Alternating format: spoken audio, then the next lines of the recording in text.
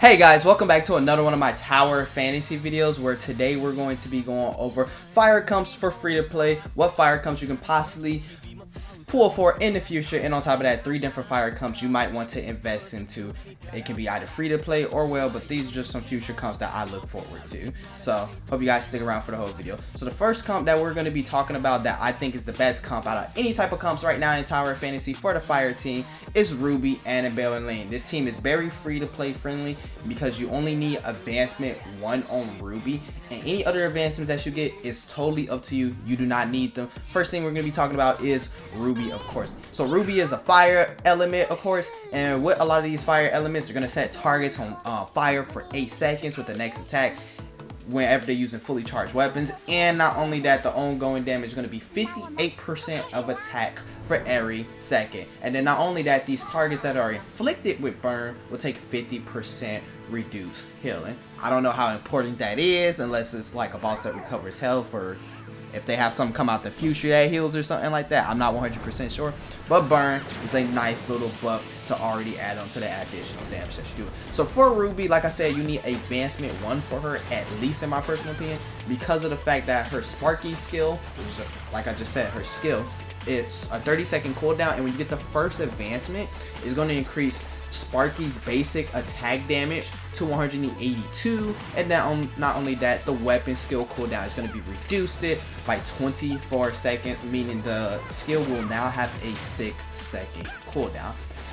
That's a lot of decrease of time for 1 advancement, and not only that, it's going to be increasing her main entire kit, which is just going to inflict a lot of burn with Sparky. Sparky does all types of crazy shit. But like I said, it's a really big thing, and it allows her to have that little 6-second cooldown, and it's really good. And then not only that, her dolly is going to be able to taunt the enemies. But the cool things about this dolly is one of her little passives. Whenever you're using that dolly and people are getting hit by that dolly, I know one of her passives are going to be able to basically inflict fire. Yeah, it's right here. So for the second one, once you get her to 4,000 enemies within 5 meters, dolly receive 8% more flame damage. This does not stack, and after throwing dolly, it's going to increase flame attack by 12% for 10 seconds. This is all your flame attacks. It doesn't look like for this in particular character, it's going to increase your total fire damage. On top of that, while her skill is going to be able to inflict all types of different burn debuffs, and on top of that, this is why she's the core unit for the team, with her passive being able to do this. During the existence of Sparky, every time Sparky basic attack deals 1 damage, she's gonna gain 1 stack of heat energy up to 0.9 seconds, which is like the cooldown or whatever. And then this is going to be able to stack to 8 times, but I think in global they're switching it to 6 stacks. And then on top of that, is going to gain her ultimate heat energy, which increases flame attack for 25% for 25 seconds. It's a huge debuff on top of all the burns that she's going to be inflicting, on top of burns that she's going to be stacking. So Ruby's a really cool character, a must pull for the fire team. The next character we're going to be talking about is Annabelle. Annabelle is all about getting crits, getting crit damage, shattering your opponent's defense, and sniping from across the map to do damage. So she has flame reaction, which is increase her flame attack by 20%, and not only that, it's going to have flame resistance by 40%. This is whenever you're equipping 2 or more flame weapons.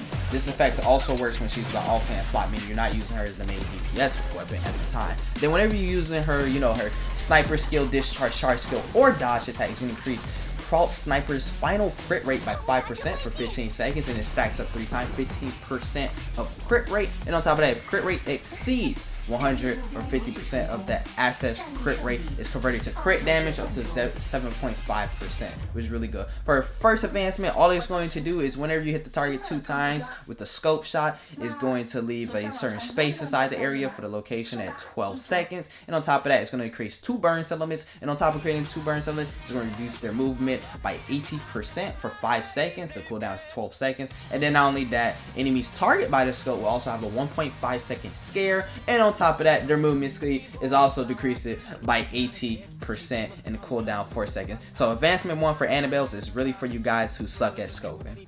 I'm sorry, if you never played Call of Duty in your life, Valorant, and so on, it sounds like a you issue. But yeah, the advancement is really for slowing, and really for a crush for you people who really is not that good at hitting scopes or whatever.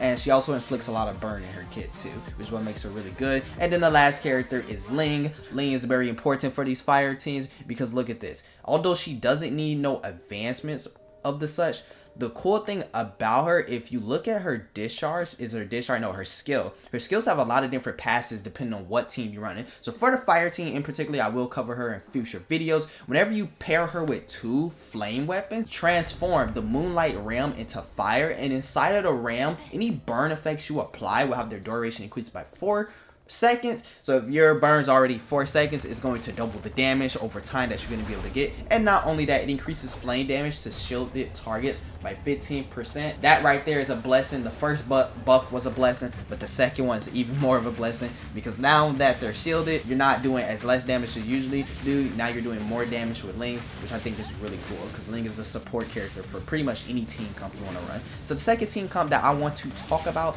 that I think is really good and very free to play friendly is Zero, Ruby, and Annabelle. What makes Zero so good in this team comp is he's non-limited. You're able to get him pretty much anytime, as long as RNG is basically on your side. And once you get, I'll say, advancements on him, he's able to heal, shield, plays down a pillar to do damage over time. He's also able to inflict burn, if I'm not mistaken. And on top of this, he's able to buff the whole entire team attack. Yes, I said that correct. The whole entire team. Meaning he can buff your attack if you're doing solo play, or he can buff the whole party's team attack, especially if you guys are playing a raid or something. So that's really cool. Zero has a lot of flexibility in the tool. You don't need to play him as a main, but he's really good because of the fact that fire team does not have a lot of healing in their team comps for whatever reason, until you start getting these characters advancement. Even then, that's not really affordable for free to play.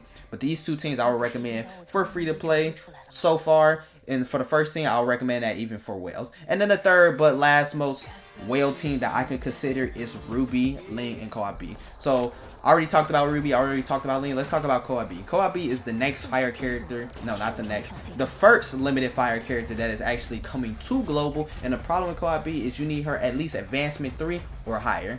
It's just that simple. There is no advancement 1 or 2. You need her advancement 3, advancement 2, and 4. It doesn't matter for a lot of characters because it's really only a DPS increase and then a HP increase. So, like I said, Co-op B needs advancement 3. That's not very free to play friendly. And before that, she's fun to play, but she doesn't do as much damage as she possibly can. So for that, you will need advancement 3. So that's it for this video. If you guys did like this video, do not forget to leave a like, comment, and subscribe. And I'll be also doing future comps, so please stick around for that. I'll see you guys in the next one. Peace.